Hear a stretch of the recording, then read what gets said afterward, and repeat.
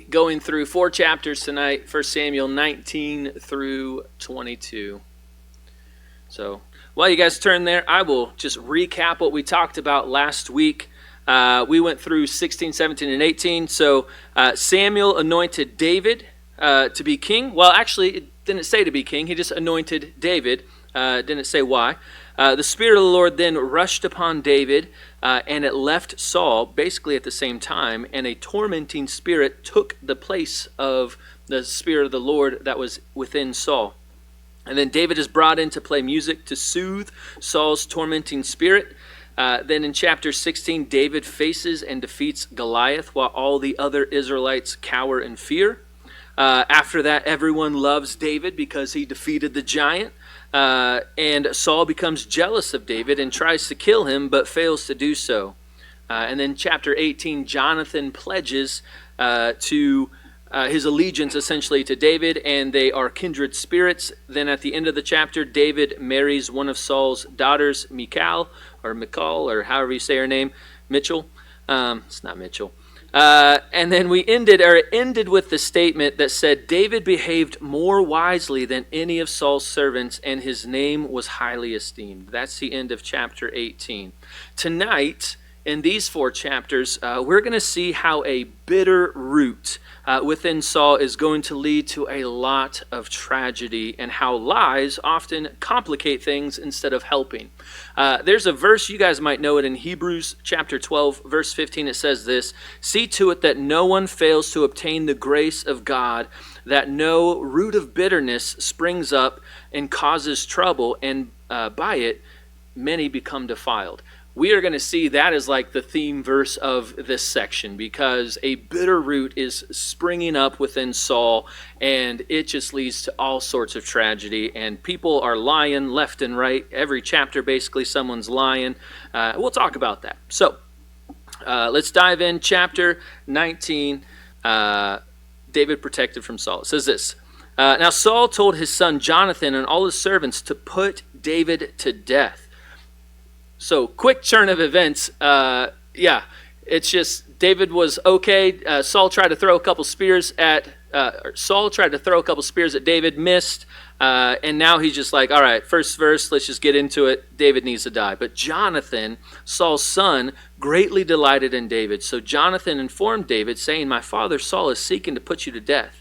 Now then, please be on your guard in the morning, and stay in a hiding place, and conceal yourself. As for me, I will go out and stand beside my father in the field where you are hiding, and I will speak with my father about you, and whatever I find out, I will tell you." We're going to see, actually, this is kind of foreshadowing the rest of the book, where Jonathan is going to be with his father Saul, and David is going to be hiding basically the rest of the time. And so it goes on to say, verse 4, "Then Jonathan spoke well of David to his father Saul, and said to him, 'May the king not sin against his servant David, since he has not sinned against you, and since his deeds have been very beneficial to you. Look, for he took his life in his hands and struck the Philistine, and the Lord brought about great victory for all Israel. You saw it and rejoiced. Why then would you sin against innocent blood by putting David to death for no reason?'" So Jonathan just calls it out, his father right here. He's like, hey, this is a sin. Like, David has done nothing wrong. You are just trying to kill him because, well, he doesn't say because of jealousy, but it's because of jealousy. And he's just saying, David is innocent. Like, you're trying to kill an innocent man. This is a sinful thing. It's one thing to go and kill somebody who is like Goliath. That's okay. That was an opponent and someone who was defiling or defying the name of God. But David has done no such thing, actually quite the opposite. And Saul is trying to put him to death. And so his son calls him out. I think we need to be just ready to call each other out in love. He did it in a loving way. He didn't say, hey, look here, you idiot. He just said, hey, why are you doing this? Like, this is a sinful thing. This man has done nothing. We would be wise to do this, to exhort each other and challenge each other and call out when we are walking down sinful paths like this. Verse 6, though, says, Saul listened to the voice of Jonathan. So a good result here for a moment. And Saul vowed, as the Lord lives, David shall not be put to death. This lasts probably about 3 minutes. And then he's going to be trying to kill David again.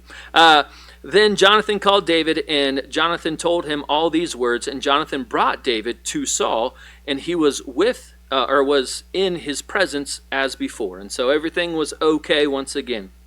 Again, very short-lived though. Verse 8, when there was war, David went out and fought the Philistines and defeated them with great slaughter, so that they fled from him. Now there was an evil spirit, we talked about this last week, but that same evil tormenting spirit has come back from the Lord on Saul as he was sitting in his house with his spear in his hand, and David was playing the harp. So this is, again, we talked about this last week. David would come in, he'd play the harp to soothe this tormenting evil spirit, and it usually worked. But last week we learned that Saul threw spears at David twice. Now I don't know if one of them was that time, and this is going to be the second time, because we'll see, it says in verse 10, and Saul tried to pin David to the wall with a spear. That's what we learned about last week. It said twice. Is this the second time? I don't know. Maybe this is the third time. Whew. All I know is we will find out tonight, Saul has very bad aim with a spear. So maybe it's a good thing he didn't go up against Goliath, because 3 times, or twice at least, he's missed David. But he escaped from Saul's presence so that he stuck the spear into the wall, and David fled and escaped that night. I marked down on my notes how many times it says David fled or David went and David escaped. Like, pretty much every paragraph ends or begins with David escaping and fleeing. So that's one. I'm not going to keep track, but I will make note. David fled and escaped that night.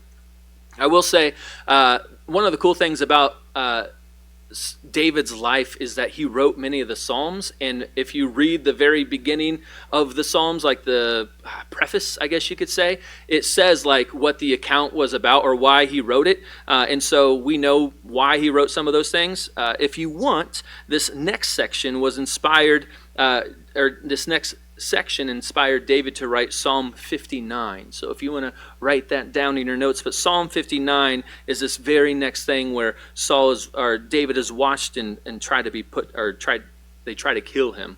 But verse 11 says this: Then Saul sent messengers, again, very, very short-lived. He tries to kill him. He said, like verse 7, everything was good. 3 verses later, he's trying to kill him. But Saul sent messengers to David's house to watch him in order to put him to death in the morning. But Michal, David's wife, informed him, saying, if you do not save your life tonight, tomorrow you will be put to death. So Michal let David down through the window. This reminds me so much of like this story of Rahab in Joshua chapter 2, especially verses 15, where she lets the spies down through the window, and then we're going to see that she lies to cover their tracks and protect them. But it says, again, she let him down through the window, verse 12, and he went and fled and escaped. Again, he's fleeing and escaping. And Michal took the household idol and laid it in his bed. Just so you know, these are not good things, right? You guys hopefully know the first 2 commandments. Have no other gods before God, and do not make idols or images of God. And so idols, these are pagan gods. And so why these are in the house, I don't know. But it does serve a purpose because it is laid in the bed, and then it says she put a quilt of goat's hair on its head and covered it with clothing. Essentially, she did the old kid trying to sneak out at night, so stuffing some pillows and making it look like you're in bed, but she did that. This is where they get that from, I guess.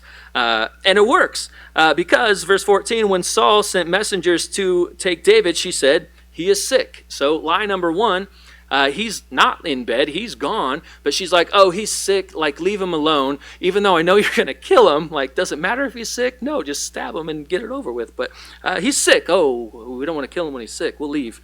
That'd be inconvenient for everybody. So, verse 15, then Saul sent messengers to see David, saying, bring him up in his bed. Essentially, Saul's like, I don't care if he's sick. Go get him, so that I may put him to death. When the messengers entered, behold, the household idol was on the bed with the quilt of goat's hair on its head, or at its head. So Saul said to Michal, why have you betrayed me like this and let my enemy go so that he has escaped? And Michal said, line number 2, to Saul, he said to me, let me go. Why should I put you to death? The NLT, I like reading that because it makes it clear clearer for lay people like me, but it says it this way. She says, I had to. He threatened to kill me if I didn't help him. Essentially, she lies and says, hey, if I didn't help him, he was going to kill me. So my hands were tied. I had to let him go. Now, the Bible doesn't comment on this. We see, this is something interesting. I don't have a lot of comments on this. It's just something that's interesting to me. We see times, it seems to only be women, but when Rahab lied, we see the midwives in Egypt in Exodus chapter 1, where they lie and say that the Hebrew women are too strong and they're having babies before we can get there, so we can't kill them. But they're lying to protect, and now she's lying to protect. And like Rahab was spared and shown favor. The midwives were blessed and then given a family. Here, Michal doesn't have a blessing necessarily. She doesn't die, but very interesting. I think that sometimes maybe it is okay to lie to protect people, but don't get in the habit of it, because we'll see that David's going to lie to protect himself, and it's going to end very, very, very poorly. Stay tuned. Here we go. Verse 18. So David fled and escaped. There we go again. And came to Samuel at Ramah, and he informed him of everything that Saul had done to him. And he and Samuel went and stayed in Naioth. But it was reported to Saul, saying, behold, David is at Naioth in Ramah. Then Saul sent messengers to take David, but while they saw the company of prophets prophesying, with Samuel standing and presiding over them, the Spirit of God came upon the messengers of Saul, and they also prophesied. When Saul was informed of this, he sent other messengers, but they also prophesied. So Saul sent more messengers again the third time, yet they prophesied. Then he, Saul, went to Ramah himself, and came as far as the large well that is at Seku.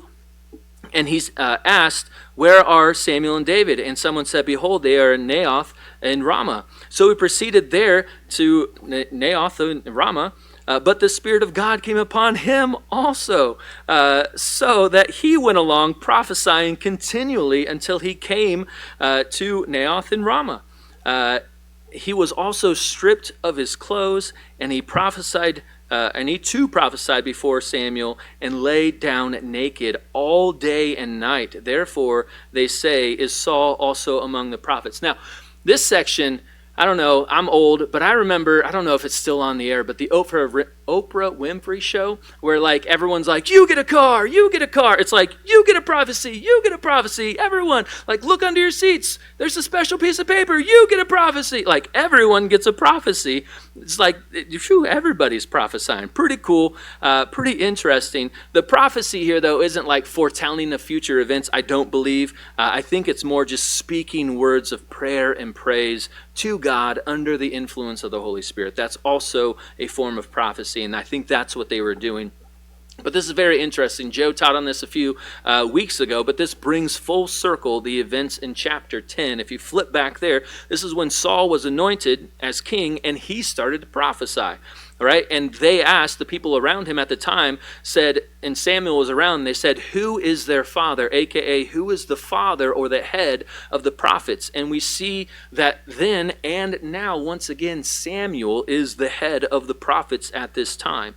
And so Samuel was the main guy that was causing all of this prophecy going on. That section also contained the question, is Saul among the prophets? Because Saul was anointed, started prophesying. They're like, is Saul a prophet too? Okay.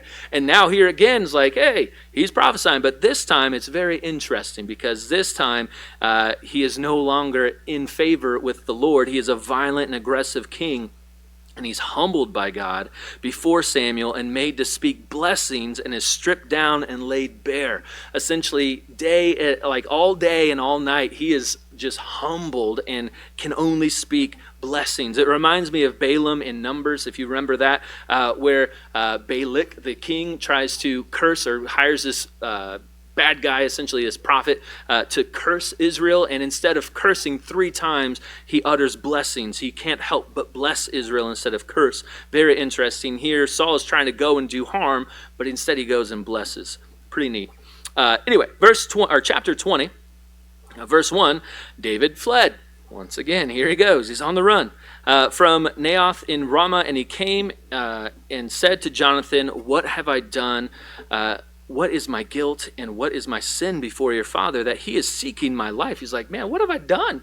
Like, I've just done everything right. And truly he has. He's acted in integrity thus far and been just loyal and good. But Saul has that root of bitterness, and that is causing him to hunt David down and wanting to kill him. And so, verse 2, Jonathan said to him, "Far from it, you shall not die. Behold, my father does nothing, either great or small, without informing me. So why would my father hide this thing from me? It is not so." Jonathan's like, hey, I know what goes on. Like, he's the king's eldest son, so the next in command, next to the heir to the throne.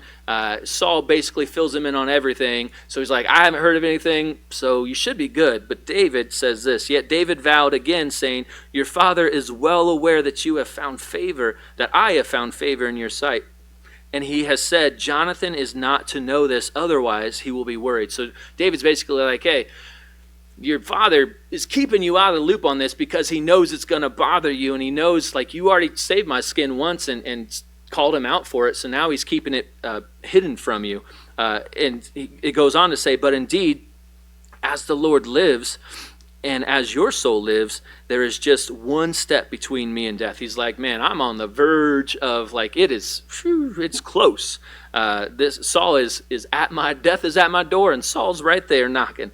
Verse 4, "Then Jonathan said to David, whatever you say, I will do for you. So David said to Jonathan, behold, tomorrow is a new moon, and I am obligated to sit down to eat with the king." So really quick, the new moon, the Israelites observe a lunar calendar. So the new moon is just a festival that commemorates the beginning of the month. And so they would have a festival, do sacrifices. However, I don't know about you, but when I look in the sky, I can't tell if it's a new moon or not. I'm like, maybe. And so they would celebrate this like multiple days just so they made sure they got it right. But this was a festival, and all the king's men had to be there. And so David was obligated to be there for this new moon festival. We'll see that this is a big, important thing, so that's why I said that. But he says, "Let me go so that I may hide myself in the field until the third day," or third evening. Again, the third evening, they do it multiple days just to make sure they get it on the right day. But hey, why not? Let's have a feast 3 days in a row. It's like celebrating Christmas 3 days in a row instead of just one day. It's like, I don't know if it's December 25th or not. Let's just celebrate on the 24th and 26th just to make sure. But verse 6, it says, "If your father misses me at all, then say David," line number 3, here we go. "David earnestly requested leave of me to run to Bethlehem, his city, because it is the yearly sacrifice there for the whole family." So he's saying, hey, will you lie on my behalf and say, this is where I am so that I can get out of trouble because I don't want to get in trouble. Make up this excuse. See how that goes. Verse 7, "If he says, that is good, your servant will be safe." This is David saying that. "But if Saul is very angry, be aware that he has decided on evil." So if he says that's okay, then I guess I'm okay. If he says that's not okay and he gets angry, then I'm doomed. Like, he wants to kill me.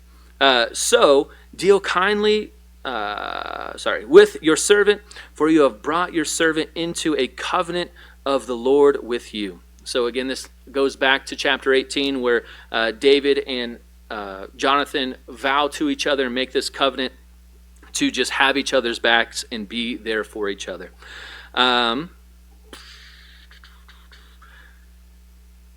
But, verse 8 still, "But if I am guilty of wrongdoing, kill me yourself." He's like, hey, if I've done anything wrong, just kill me right here. Like, just get it over with. I think I'm good, but just kill me now. "For why should you bring me to your father?" He's like, if I've done something wrong, you should just kill me. Like, don't worry about taking me to your father. I deserve to die. But he knows that he hasn't done anything wrong. Verse 9, "Jonathan said, far be it from you. For in fact, learn that my father has decided to inflict harm on you. I would not inform you." Or, sorry, "if I, in fact, learned that my father has decided to bring harm on you, would I not inform you? He's like, man, you know I got your back. If my dad wanted to hurt you, I would say something. You know that. Then David said to Jonathan, so will you inform me if your father answers harshly? And Jonathan said to David, come, let's go into the field. So both of them went out into the field. So here Jonathan and David make a covenant just to ensure David's safety with Saul. So verse 12.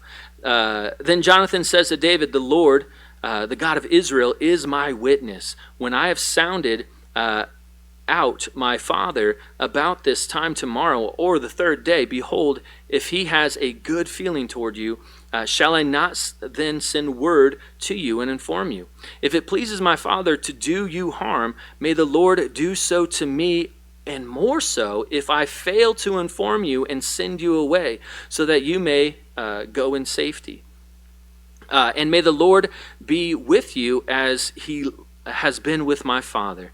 And if I am still alive, will you not show me the faithfulness of the Lord, so that I do not die? And you shall never cut off your loyalty to my house. Remember that word right there, loyalty to my house. Not even when the Lord cuts off every one of the enemies of David from the face of the earth. 16. So Jonathan made a covenant with the house of David, saying, may the Lord demand it from the hands of David's enemies. And Jonathan made David vow again because of his love for him, because he loved him as he loved his own life. And so we will see that David proves good on his word here. I said, remember the loyalty to my house, because in 2 Samuel chapter 9, David is going to show kindness to Jonathan's son, Mephibosheth. That's a fun word to say, Mephibosheth. And we'll see that in the future, but he holds true to his word. Now, this next part, I'll be honest, I was reading this and I was like, man, why did they even come up with it? They come up with a plan. And I'm like, why? What was the point? We'll read it. I'm just like, this doesn't make any sense. They didn't need to do that. But okay. But the mission was fulfilled regardless. David finds out. Let's read and find out. So, verse 18, then Jonathan said to him, tomorrow is the new moon, and you will be missed, since your seat will be empty. When you have stayed for 3 days, you shall go down quickly and come to the place where you hid yourself that evening or eventful day, and you shall remain beside the stone easel. And I will shoot 3 arrows to the side, as I shot at a target, as though I shot at a target. Then behold, I will send the boy, telling him, go and find the arrows. So he's going to shoot 3 arrows, and then he's going to get a little servant boy to run and go after the arrows. And here's the clue. Here's the code. Here it goes. Verse 21. If I specifically say to the boy, behold, the arrows are on this side of you, get them, then come. If I say that, if they're on this side, then come, because it is safe for you and there's nothing to harm you, as the Lord lives. But here's the other code. If I say to the youth, behold, the arrows are beyond you, David, you run. Right? It says, go, because the Lord has sent you away. So if I say they're on the side, you're good. If I say they're too far, that means you got to run. David's like, okay, I got to remember this code. But anyway, he remembers. We'll see that he doesn't need to remember. But anyway, verse 23, as for the agreement of which you and I have spoken, behold, the Lord is between you and me forever. Verse 24, so David hid himself in the field, and when the new moon came, the king sat down to eat food. Now the king sat on a seat as usual, the seat by the wall. Then Jonathan stood up, and Abner sat down by Saul's side. But David's place was empty. Nevertheless, Saul did not say anything that day, because he thought it must have been an accident. He is not clean. Undoubtedly, he is unclean. So, because this is a feast, it involves sacrifices, and so one had to be ceremonially clean in order to attend this. And so Saul is like, hey, maybe David's just not clean right now, and so maybe that's why he's not here. If you want to learn all about that, read Leviticus. It's a page turner. You'll learn all about clean and unclean. Just kidding. It's a great book, but it's in there, I promise. But he was thinking maybe David's not clean, so that's why he's not here. But 27, but it came about the next day, the second day of the new moon, that David's place was empty again. So Saul said to Jonathan, why has the son of Jesse not come to the meal, either yesterday or today? Then Jonathan answered Saul with the lie that David told him to lie. David earnestly requested to leave me and go to Bethlehem. He said, please let me go because our family has a sacrifice in the city and my brother has ordered me to attend. Now, if I have found favor in your sight, please let me slip away so that I may see my brothers. For this reason, he has not come to the king's table. Verse 30. Then Saul's anger burned against Jonathan, and he said to him, you son of a perverse, rebellious woman. I read this in the NLT. You can read it for yourself in the NLT. I was like, whoa, what did you just say? Here's the thing. Saul is not thinking. So when my brother and I love my brother. I have one brother, and we make your mama jokes to each other.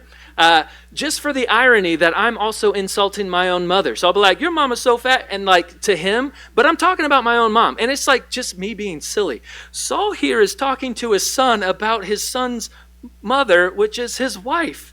Like the queen was like, this is the queen. She's probably like, what did you just say? Like, anyway, Saul's clearly not thinking. We'll see here in a second. But yeah, so you son of a perverse, rebellious woman. Again, check that out in the NLT. It pulls no punches. Do I know that you are choosing the son of Jesse to your own shame and to the shame of your mother's nakedness? For as long as the son of Jesse lives on this earth, neither you nor your kingdom will be established. Saul here is only thinking about earthly kingdoms and about his kingdom and his throne going on. And he's saying, man, if this David guy's around, he's going to usurp you and take you off the throne. And Jonathan's like, yeah, I'm totally fine with that. I vowed to him, like, that's the plan, Dad.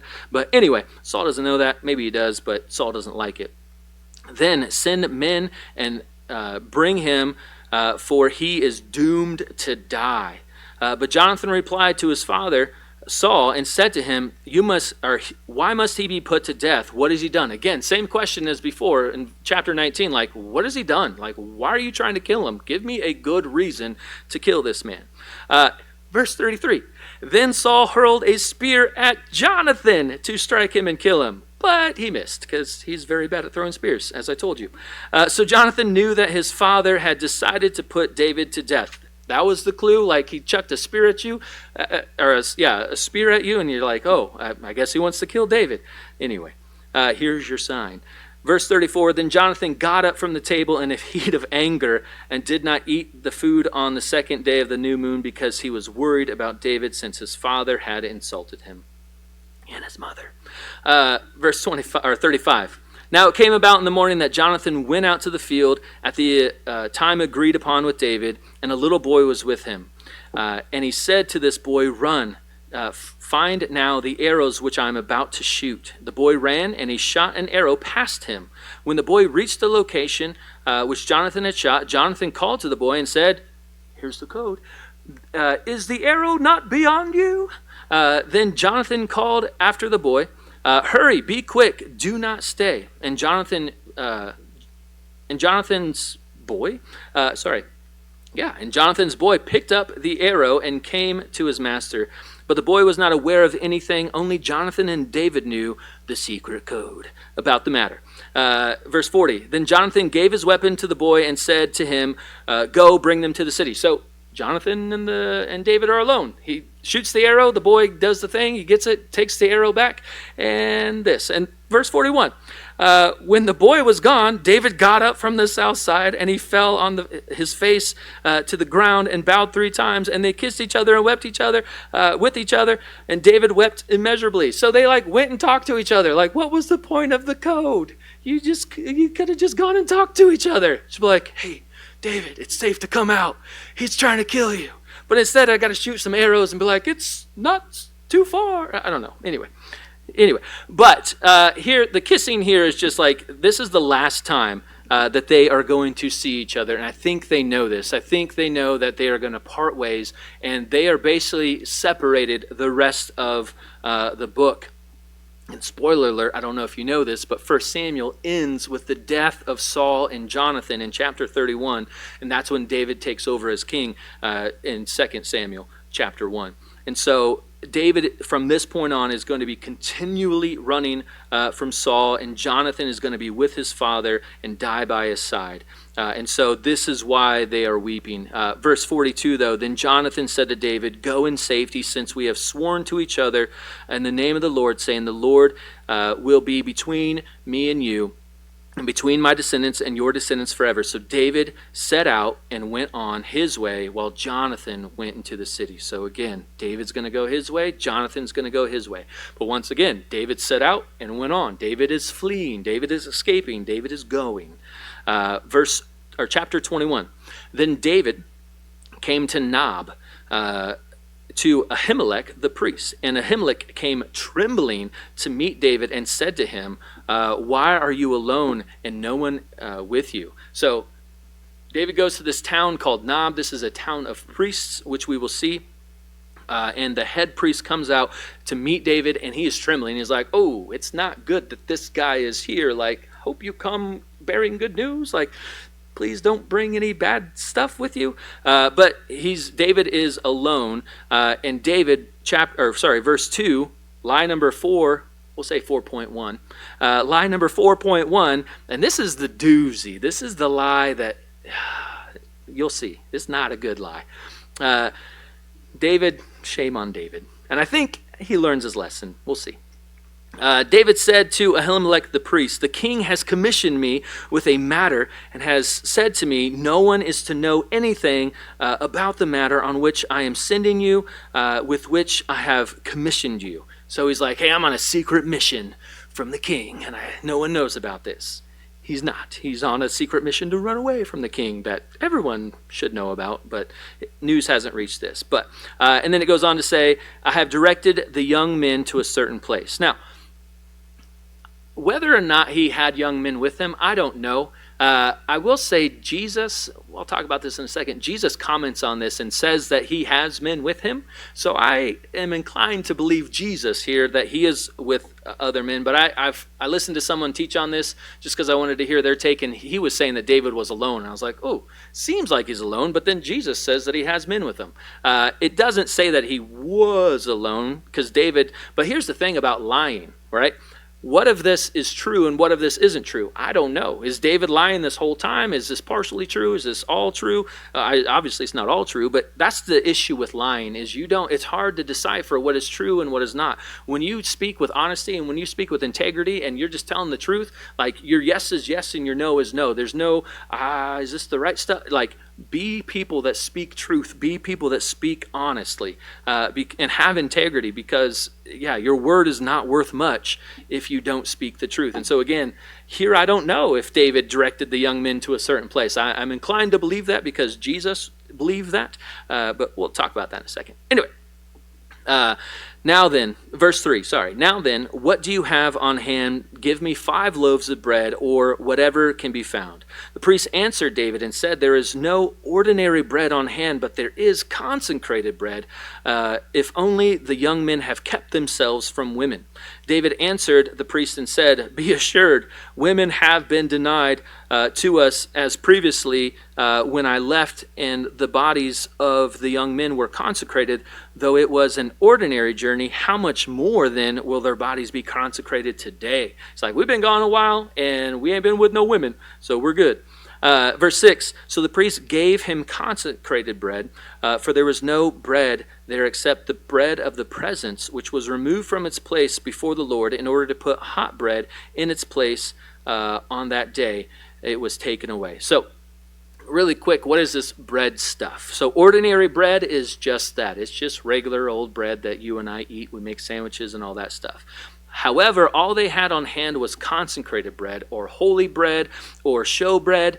This is what is known as bread of the presence. You can learn more about this in Exodus 25, verse 30 is where they're making the tabernacle, and part of what needs to be set on the table in the tabernacle before the Lord is this consecrated or show bread or holy bread. You can learn about this also in Leviticus 24. verses 5 through 9, you'll learn about the consecrated bread. Essentially, though, let me teach you really quick. Essentially, this bread was set out for a week as an offering to God and then would be replaced by new bread. The old bread would then be eaten by the priests in a holy place.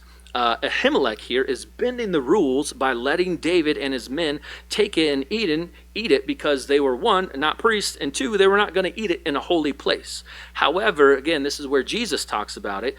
Jesus talks about this in Matthew chapter 12 and Mark chapter 2, but Jesus commends and says Ahimelech did a good thing here because he chose mercy over strict adherence to the law. At the end of Mark chapter 2, Jesus says, talking about the Sabbath, because Jesus and his disciples were out in the fields on the Sabbath, which is the day of rest, and they were picking grains and eating them, which is considered work, apparently. But the high priests come out and the Pharisees come out and they have issue with this, and Jesus says to them, he references this story with David and the consecrated bread, and then he said, the Sabbath was made for man, not man for the Sabbath. He's essentially saying, hey, we're not here to follow the rules because the rules were here to help us, not us because the rules. And essentially he's saying, like, you know, if your son fell into a pit or if your donkey fell into a pit on the Sabbath, wouldn't you pull it out, or would you just leave it there? Tom talked about this just the other day on a Sunday. It's like, no, you'd pull the donkey out, or your son, you'd rescue your son. You're not going to be like, sorry, dude, come back tomorrow. Be well. I can't give you any food or water because that would be work, so hope you don't die. No. Anyway, so Jesus is saying, hey, we need to show mercy. It's not all about just following the rules and legalism. And there goes this iPad. There we go. Verse 7. Here we are introduced to not a cool character. I don't like this guy. It says this, now, one of the servants of Saul was there that day, detained before the Lord, and his name was Doeg, the Edomite, the chief of Saul's shepherds. So really quick, the Edomites were descendants of Esau. If you remember, Esau was Isaac's son. Isaac had two sons, Esau and Jacob. Jacob later becomes Israel, so he is the first Israelite. Esau then, the Edomites are Esau's descendants, so the first people to not be Israelites, essentially. And they inhabited the region of Edom. This is where they get their name. What is now southwest Jordan and parts of Israel, extended from the Dead Sea all the way to the Gulf of Aqaba. The Edomites are often seen as rivals or enemies of Israel in the Bible. And we'll see this guy makes that true. So he's there. Take note that he was there. He'll come back next chapter as a not cool guy. David said to Ahimelech, now is there no spear or sword on hand? For I brought neither my sword nor my weapons with me, because the king's matter was urgent. So this is lie 4.2, right? Same lie. He's still in his chain of lying. You don't send your king, like commander of the guard, on some secret mission with no weapons. It's like, hey, David, go. He's like, okay. Like, I don't have any weapons. Like, that just doesn't make sense, right? But here, like, this should have had little bells going off, like, what? You don't have a weapon? And so it says this, verse 9, then the priest said, the sword of Goliath, the Philistine, who you killed in the valley of Elah, behold, it is wrapped in a cloth behind the ephod. If you would take it for yourself, take it. For there is no other except it here. And David said, there is none like it. Give it to me. So I don't know how the sword of Goliath ended up in this town and why David doesn't have it hanging on his wall as a trophy, but in God's sovereignty, it is there. And there you see it. Just so you guys know, I had no idea what an ephod was because I don't use ephods, but it's a priestly garment. And so we will see that the high priests and it's the garments that they wear to do their ceremonies and stuff. And so it is behind the little mannequin wearing the garment. That's where the sword is. So David goes and gets the sword. Again, just so you guys know, the Psalms, the next section inspired, this next section that's coming up inspired Psalm 53 and Psalm 34. So go and read those when you have time. I don't have time though. Verse 10, then David set out and fled. He's running again that day from Saul and went to Achish, king of Gath. So You remember who Goliath was? Goliath was from Gath. So here David is going to the same town where Goliath grew up and is hanging out with the king that was Goliath's old king. Like, what are you doing? But I think he's going here because he's like, surely Saul won't come to my enemy's presence and look for me here. But little does he know, David's got some notoriety. People know him. Verse 11, but the servants of Achish said to him, is this not David, the king of the land? Did they not sing did they not sing of this one as they danced and sang, Saul has slayed his thousands and David his 10,000s? We talked about that last week. But they're like, hey, you're the guy that the song's about. And David's like, oh, my cover's been blown. So verse 12. Oh, also, David isn't king, but I think the word king here is just to admit or just to acknowledge that David is very, very popular and people see him as a leader. But verse 12, David took these words to heart and greatly feared Achish, king of Gath. So he disguised his sanity while in their sight and acted insanely in their custody. And he scribbled on the doors of the gate and drooled in his beard. Essentially, he was scratching on the walls and drooling and acting like a madman. This is kind of lie number 5, maybe. But then Achish said to his servants, look, you see, the man is behaving like an insane person. Why do you bring him to me? Do I lack insane people? It's like, we got enough crazy people up in here. Get him out of here. Do I lack insane people? Why have you brought this one to behave like an insane person in my presence? Shall this one come into my house? So David leaves. This next section, for those of you taking notes, this next section in the cave is inspired David to write Psalm 57 and Psalm 142. Go and read those if you have time. But chapter 22, so David departed from there and escaped, again, on the run, and to the cave of Adullam. And when his brothers and his father's household heard about it, they went down there to him. Then everyone who was in distress and everyone who was in debt and everyone who was discontented gathered to him, and he became a captain over them. Now there were about 400 men with him. So David became the captain of the 3D army, distressed, in debt, and discontented. If you have one of those Ds, come join me, and you could be one of the 400 men following David. And so he's got 400 guys hanging out with him at this point, adding to his group. And I think he's going to get up to about 600 by next week when we get to the next chapters or so. And David went, again, left there, and went to Mizpah of Moab. And he said to the king of Moab, please let my father and my mother come and stay with you until I know what God will do with me. Then he left them with the king of Moab and stayed with him all the time that David was in the stronghold. But Gad, the prophet, said to David, do not stay in the stronghold, leave and go into the land of Judah. So David left and went into the forest of Hereth. I don't know if that's King James, meaning not thereth, but right hereth. Just kidding. But he went to Hereth. Verse 6, Saul heard about David and the men who were with him, who had been discovered. Now Saul was in Gibeah? I don't know. Sitting under a tamarisk tree, and the height of his spear was in his hand, and all his servants were standing in front of him. Saul said to his servants who were standing in front of him, hear now, you Benjamites, will the son of Jesse really give you fields and vineyards? Will he make you all commanders of thousands and commanders of hundreds?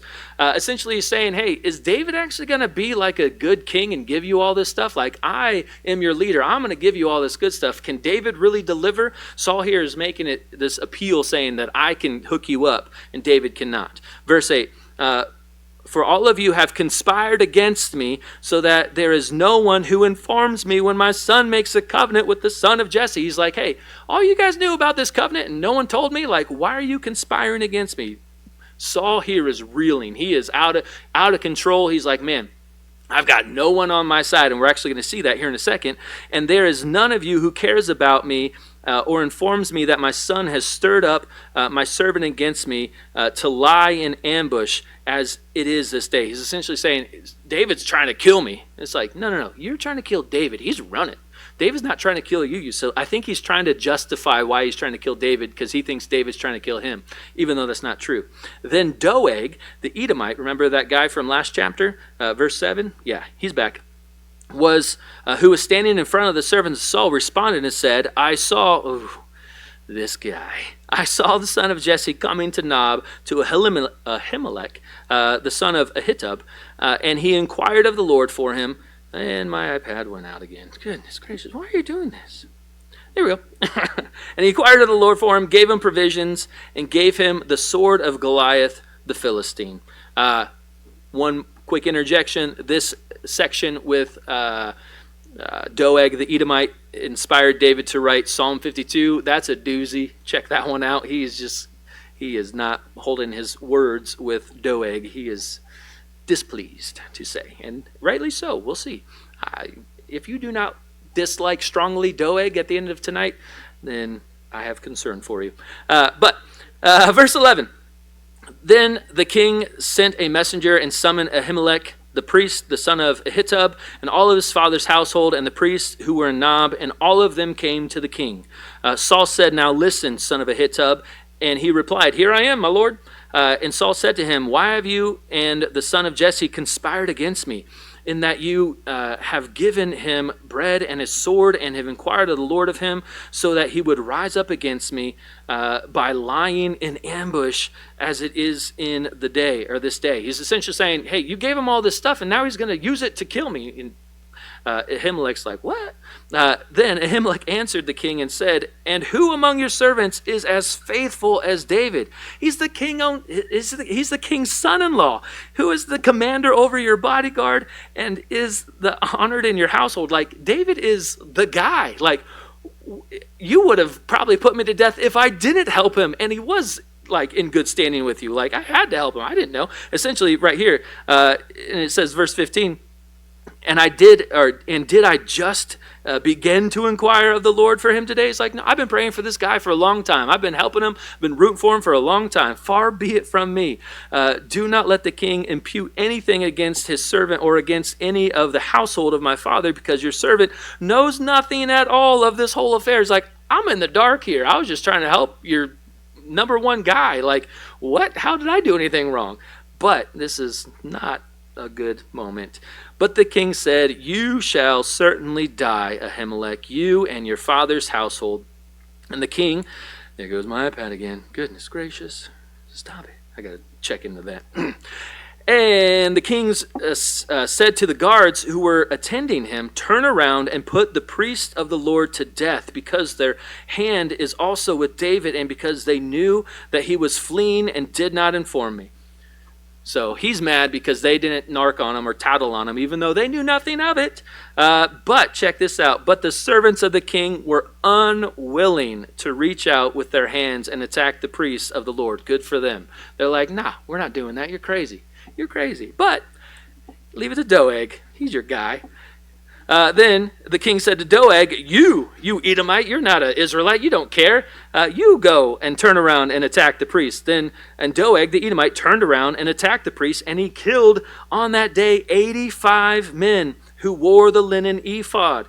He also, it wasn't just the men, check this out. He also struck the Nob, the city of the priest, with the edge of his sword, both men and women and children and infants, and struck oxen and donkeys and sheep with the edge of his sword. He killed everybody. He's like, Saul, you're giving me a free pass to kill all these guys? I don't like any of these guys.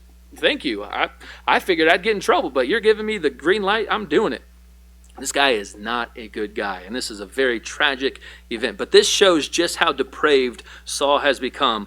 He treats, this is interesting, I find this very interesting. He treats this city of priests like an enemy city that has been devoted to destruction. See Samuel 15:3. Remember in Samuel chapter 15, this is where Saul falls. And the irony here is that Ahimelechs were devoted to destruction, and Saul spared them and their king, and they were enemies. They were evil enemy nation, but now he is destroying this innocent Israelite priest's town. It's like, what are you doing? You won't kill the bad guys, but the good guys, the innocent people, you're killing them, all of them, like even the infants and the animals. Like, what? Saul, you're done. But it says this, but one of the sons of Ahimelech, the son of Ahitub named Abiathar, escaped and fled to David. Abiathar informed David that Saul had killed the priest of the Lord. Then David said to Abiathar, I knew on that day when Doeg the Edomite was there that he would certainly tell Saul. I myself have turned against every person in your father's household. David knows I messed up. I saw that Doeg guy and I should have known better. But he kept on lying. He kept on going along with it like he was just trying to save his own skin. But he says this, 23, the last verse, stay with me, do not be afraid, even though he who is seeking my life is seeking your life, for you are safe with me. I'll end with this. Proverbs 11:3 says this, the integrity of the upright guides them, but the crookedness of the treacherous destroys them. Our actions and words have consequences, and when we act with integrity and honesty, we do not need to be afraid of negative consequences, even if they do arise. However, if we are not acting in integrity and in honesty, we only have ourselves to blame for the negative consequences. We can blame it and say it's someone else's fault. We could say, oh, Doeg actually killed him. But no, David, you're the one that lied. You're the one that made this whole thing, when you could have just gone there and be like, hey, the king is after me. Just know and just inform them and been real, but instead he lied. And David had to learn this lesson the hard way, and 85 men and their families had to die or did die as a result. I pray that we can be aware of our words and our actions and learn this lesson here and now so that we can avoid future tragedy.